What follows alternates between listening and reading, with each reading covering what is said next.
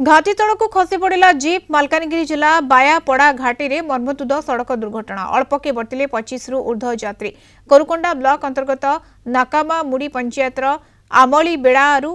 कुडुमुलुगुमा साप्ताहिक हाट को आसुवा बेले भारसाम्य हराई बायापड़ा घाटी तलक खसी पड़ा कमांडर घटनास्थल में कुडुमुलुगुमा अग्निशम बाहिनी पहुंची गाड़ी भितर आहत को उद्धार कर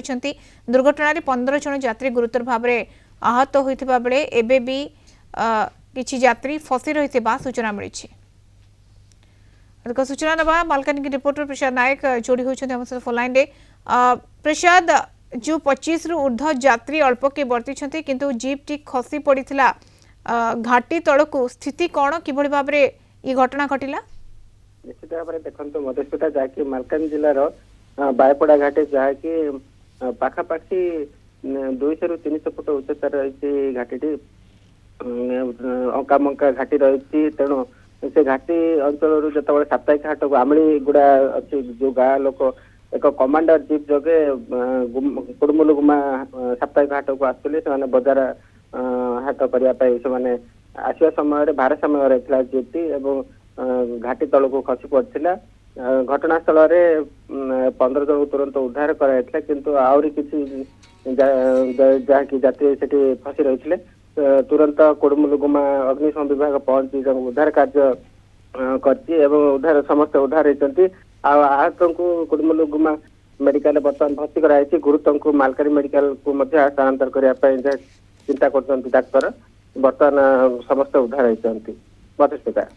ओके, किंतु जो बड़ी भाव में घटना घटी कौन कहुई जेहेतु घाटी रास्ता रही एवं जो बड़ी भाव में आप कहते अणओसारिया रास्ता रही अधिक बुलाणी रही ये घटना घटी निश्चित भाव में गोटे कारण प्रथम कारण हूँ जो जीप कमांडर रही तार मात्र 12 रु 15 जन अत्यधिक लोक को आनिया कथा ताठू अधिक लोक को आनिया कथा नुह एत बड़ घाटी रे पुणी से 25 रु ऊर्ध्व लोक को से घाटी रे आणुले अंका बंका रास्ता तेणु निहाती भाव में कोठी ना कोठी जो असावधानता कहुता सहित अधिक लोकंर जो बोझ रही द्वारा कि भारसाम्य रही गाड़ी तेणु एभली घटना घटे प्राथमिक तदंतर जना पूर्व जगह पूर्व केबे एभली घटना घटी सामना को आसी घटना निश्चित भाव में ये हूँ जहाँकि डीडे अंचल से अंचल अनेक गाँ रही तेणु बारंबार एभली घटना घटुची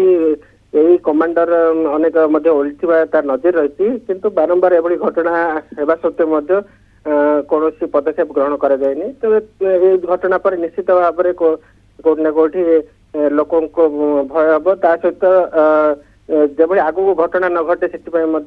पदक्षेप निया अनुमान करा मधुस्मिता। धन्यवाद प्रसाद सूचना पाई मालकानगिरी रिपोर्टर प्रसाद नायक संपर्क में सविशेष सूचना रखुले।